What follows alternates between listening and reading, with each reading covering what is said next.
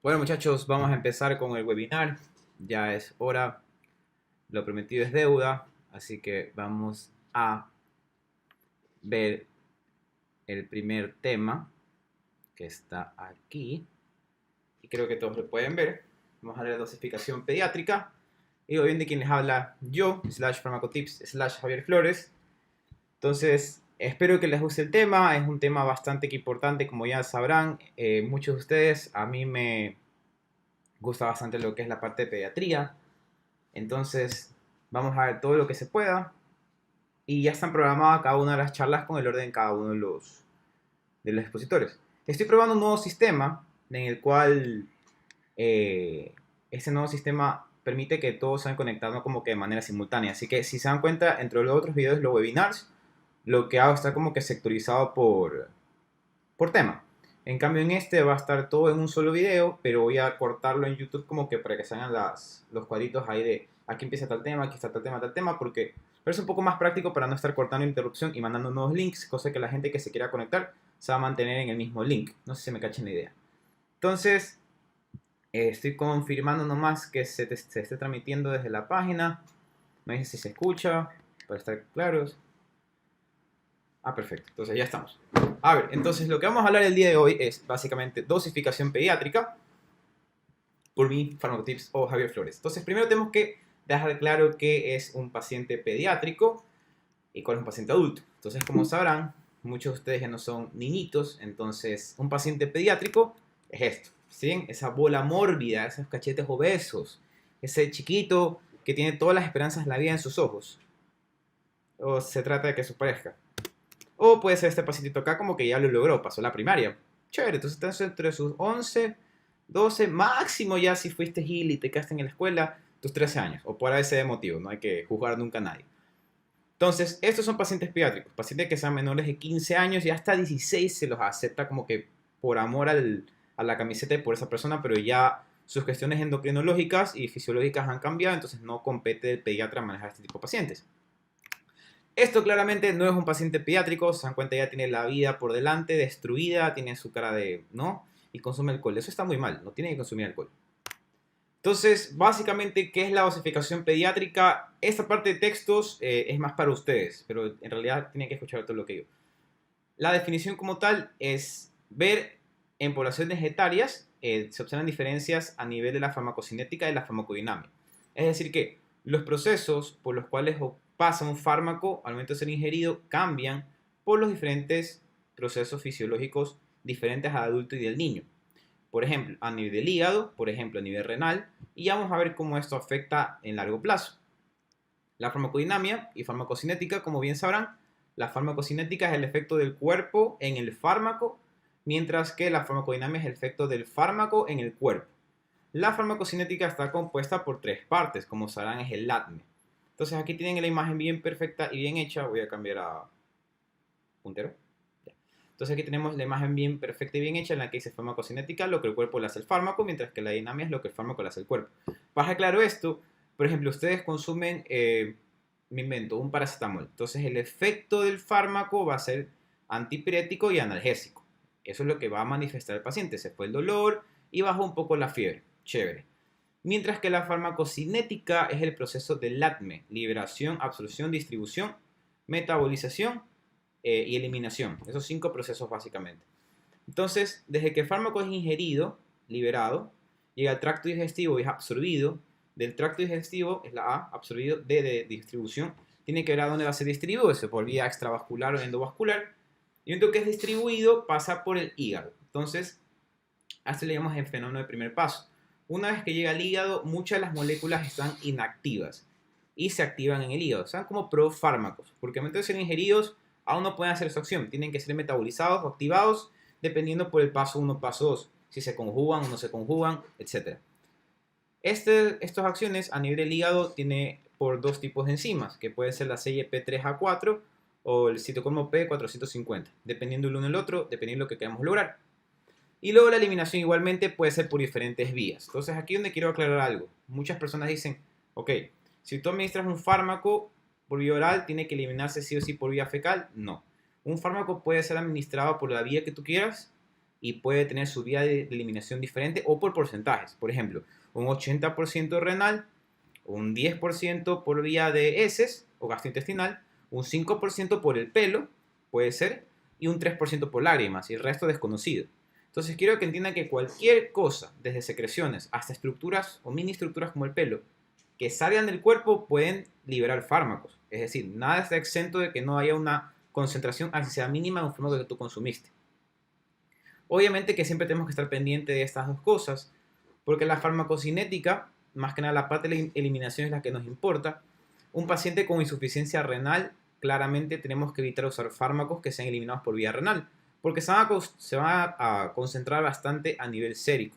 Al concentrarse bastante a nivel sérico, quiere decir que, por ejemplo, administro 2 gramos del fármaco que yo sé que debería acabarse en 2 horas. Entonces, como este no se acaba, porque no se elimina, se acumula. En la siguiente dosis meto 2 gramos más. Bacán. Tengo 4 gramos acumulados. Al siguiente día, otros 2 gramos. Me pasé la dosis tóxica que eran 4 gramos. Con 6 gramos ya produje efectos adversos en el paciente. Por no estar consciente que, como es insuficiente renal, él no debe utilizar esos fármacos. Entonces, tenemos aquí claro que para los niños nos importa bastante esto, porque esto es lo que nos da la dosis estándar, dependiendo de la farmacocinética alterada. Recuerden que las estructuras tanto renales como hepáticas no están totalmente desarrolladas en los niños y tampoco su nivel de absorción no son tolerables casi que todos los excipientes que podemos utilizar. De igual forma, una razón también básica, los pacientitos chiquitos, muy chiquitos, no es que, aparte que no les gustan las cápsulas porque tienen miedo a atorarse, obviamente quien no tenía miedo, me quedase la mano y me probé lo contrario, eh, básicamente era un relajo, entonces tenían que buscar otro tipo de administración, que es la vía líquida. Por eso siempre usamos suspensiones. Entonces, tenemos la dosis, la concentración y el efecto, en base a estas dos cosas que hemos hablado. Los grupos etnarios tenemos que tener en cuenta bastante definirlos porque dependiendo de esto vamos a cambiar la administración o la concentración del fármaco en caso de no tener la dosis estándar. La verdad es que no veo mucho sin lentes ahorita, así que déjame ver. Ya que está perfecto. Con los grupos etnarios va a depender bastante la administración del fármaco porque tenemos algo llamado lo que es la dosificación relativa. Dependiendo de la edad del paciente vamos a tener una tablita lo cual nos va a indicar que si no disponemos la dosis estándar podemos administrar la 1/10 parte de la dosis del adulto, un quinta parte de la dosis del adulto, un cuarto de la parte y un medio, 3/4 y así sucesivamente, dependiendo de qué tan cercano está a los 15 años. Entonces, ¿cómo calculamos la dosis pediátrica? Es súper sencillo. Es esta fórmula que pueden observar. Donde tenemos la dosis estándar, que les repito que eso siempre tiene todo fármaco. De igual forma, cuando les compartí, a los que les pude compartir el folleto de Pediatips, tenían al final un glosario de todos los fármacos con cada dosificación estándar. Entonces, tranquilamente pueden revisarlo o pueden ver el video que subí ayer con las aplicaciones más usadas. Hay Doctus Pets, es mucho más práctico que esto, la verdad es lo que yo más utilizo, no les voy a mentir, porque solo pongo el peso del paciente, o sea, voy el fármaco, el peso del paciente y me da la dosis directamente sin hacer el cálculo. Pero si algún día estamos en una zona rural, sin materia, y solo tenemos los fármacos, tenemos que recordar esto. Así lo hacían nuestros abuelitos y nuestros médicos pediatras de hace 10 años, básicamente. La dosificación es dosis estándar, ya les dije cuál es. El peso del paciente siempre tienen que pesar a un paciente pediátrico. Paciente pediátrico que no se pesa, estamos haciendo muy mal las cosas. Porque depende del peso, vamos a tener que administrar. En caso de que no tengamos el peso, usamos la dosis relativa como les mencioné. Por último, siempre se multiplica por 5 cc, como pueden observar, porque es una suspensión. Al ser una suspensión, siempre va a estar administrado en una cucharita. Como es administrado en una cucharita, son 5 cc. Entonces, dosis estándar por peso por 5. Y esto lo dividimos para la concentración del fármaco. La concentración del fármaco va a ser lo que encontremos en el frasquito. El frasquito tiene una parte de arriba, en la parte de concentración, que vamos a ver un ejemplo de frascos, y vamos a observar que ese valor lo tenemos que dividir. Entonces, antes de entrar un poquito más en materia, quería esclarecer los fármacos más utilizados a nivel de emergencia para pacientes pediátricos. Primero tenemos el paracetamol, que su dosis estándar es de 10 miligramos kilogramo dosis. Primero aclaremos este punto kilogramo dosis. Si pueden observar, el resto de fármacos tiene kilogramo día, todos son día menos el paracetamol. ¿Qué quiere decir esto? Cuando yo calculo el valor que me sale aquí, es un valor neto por dosis. Es decir que si yo hago esta fórmula con 10 miligramos, por ser la dosificación estándar del paracetamol, y me sale 50. Son 50 miligramos por cada dosis. Es decir, en la mañana, si es una sola dosis al día, son 50. Dos dosis al día son 50, 50. Tres dosis al día, 50, 50, 50. En cambio, si con la loratadina me sale 30, me invento, y tengo que darlo 3 veces al día, el 30 yo lo reparto en 3 partes. Es decir que, cuando es por dosis, es el valor total que yo tengo que dar por cada dosis, mientras que si es al día, en la fórmula de dosis estándar, yo tengo que repartir para la cantidad de veces que quiera administrar el fármaco. Entonces, el paracetamol, como bien sabemos, es un AINE no AINE, tiene que ver con antipirético, también es analgésico, y se usa más que nada para procesos de pacientes con dolores y pacientes con procesos gripales o procesos en los cuales haya fiebre. Entonces es bastante bueno porque es el menos gastrolesivo, no produzco daños en la pancita del paciente, no hay problemas a largo plazo y se maneja súper bien. Las suspensiones son súper favorables, son súper administrables. Comercialmente hay bastantes opciones con las que podemos jugar y eso es bastante importante, por lo menos en la parte de dosificación pediátrica. La loratadina es un antagonista H1 o antihistamínico por el cual lo utilizamos únicamente para procesos alérgicos.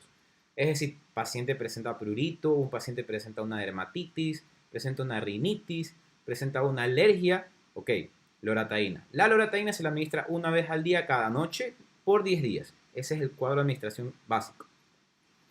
N-acetilcisteína. La N-acetilcisteína o flumicil se ha hecho mucho más utilizada hoy en día desde que apareció el COVID, porque la gente lo utiliza como mucolítico. Y está bien. Recordemos que la N-acetilcisteína también es utilizado como el antídoto para el paracetamol.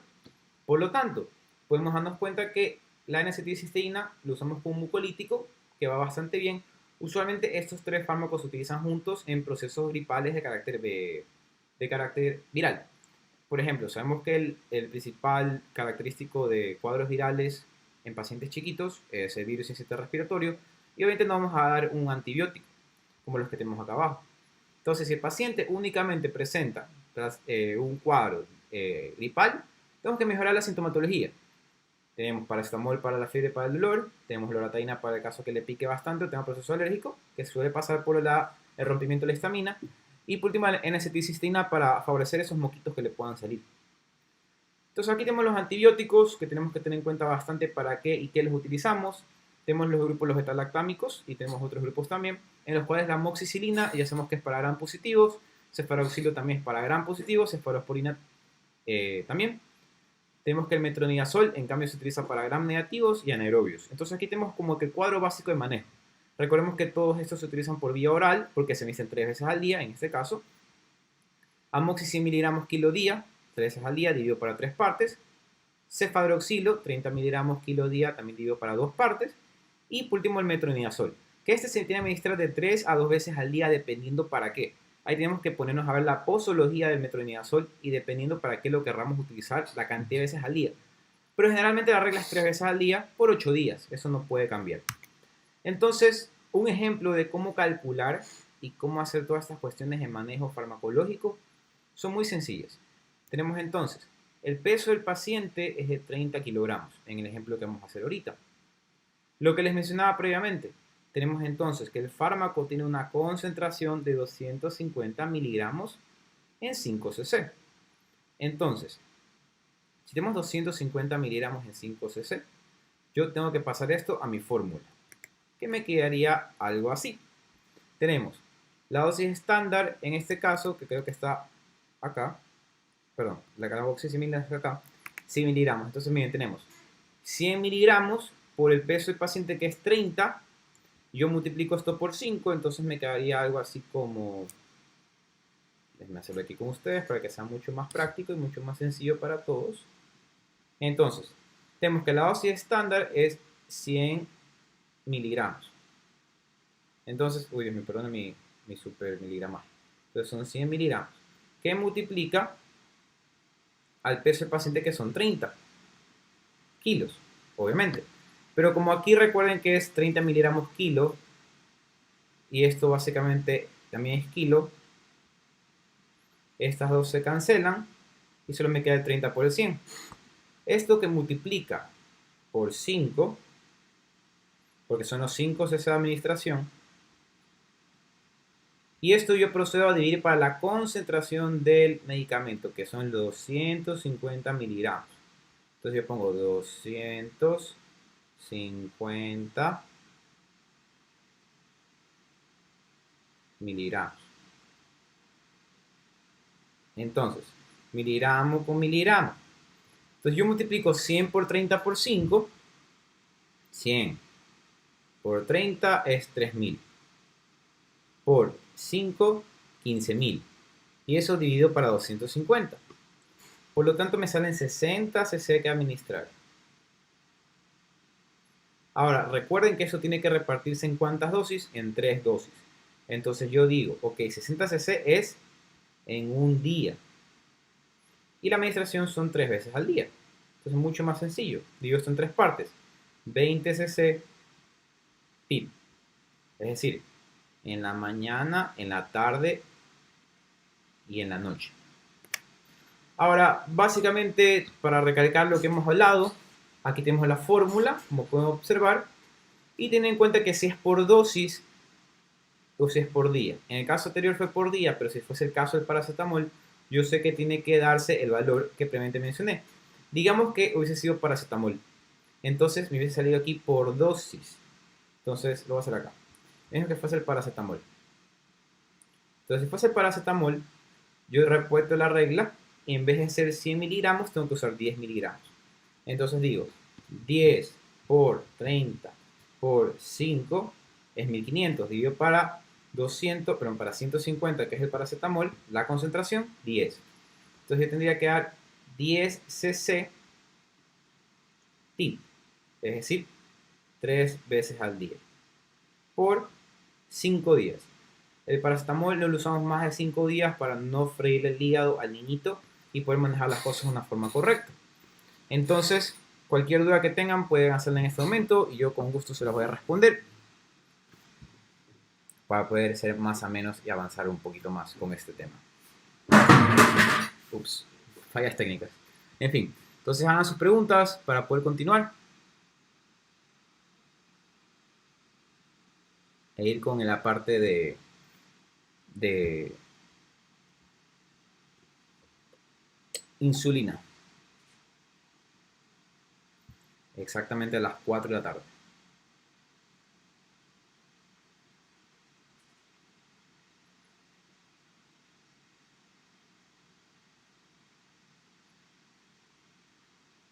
Entonces, chicos, vamos a dejar el tema ahí. Eso fue dosificación pediátrica, así de sencillo como lo ven. Es muy manejable. Con la parte de siempre será 5 cc, sí. Siempre va a ser 5 cc porque tienen que darse cuenta aquí que todas las suspensiones basan esto en 5 cc. Entonces, para aclarar tu pregunta, es por esto de los frascos.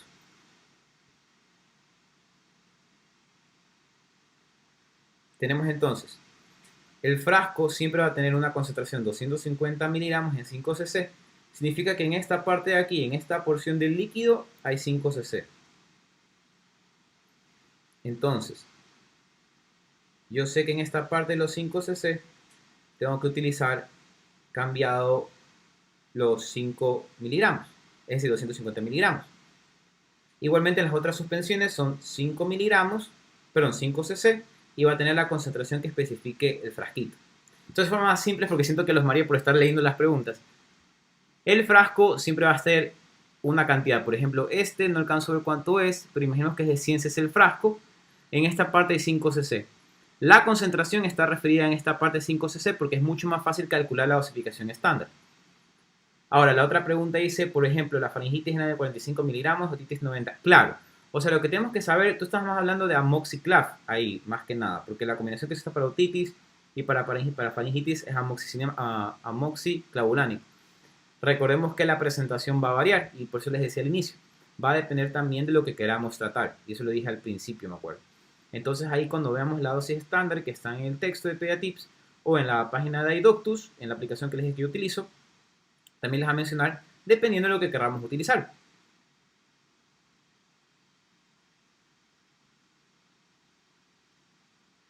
si se le va a hacer un procedimiento de bloqueo periférico, se requiere con el 2% sin epinefrina. ¿Cómo sería en caso de la dosificación para el paciente pediátrico? O sea, más que nada la parte de infiltraciones, tenemos que manejar al paciente casi que de la misma forma de un paciente, o sea, no un paciente adulto, sino utilizando las dosis relativas, la que les mencioné previamente, viendo cuántos años tiene el paciente y usando eso a favor. Eso se hace en momentos de emergencia, cuando no tienes nada disponible a la mano. Pero si puedes revisar en la bibliografía la dosificación exacta para un paciente pediátrico, eso está súper bien. La app que yo utilizo se llama iDoctus.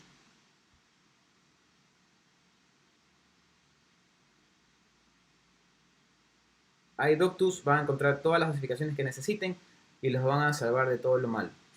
Udocs, en cambio, lo utilizo para lo que es descargar archivos y demás. Y ahí pueden encontrar en Udocs todos mis apuntes de farmacología en general. Entonces, cualquier duda que tengan, chicos, encantado de responderles y ayudarles. Nos vamos a quedar hasta ahí por ahora. A las 4 de la tarde, en exactamente media hora, vamos con el tema de insulinoterapia. Para que estén atentos, con Doménica Sotomayor. Entonces, vamos a dejar el tema aquí y recordar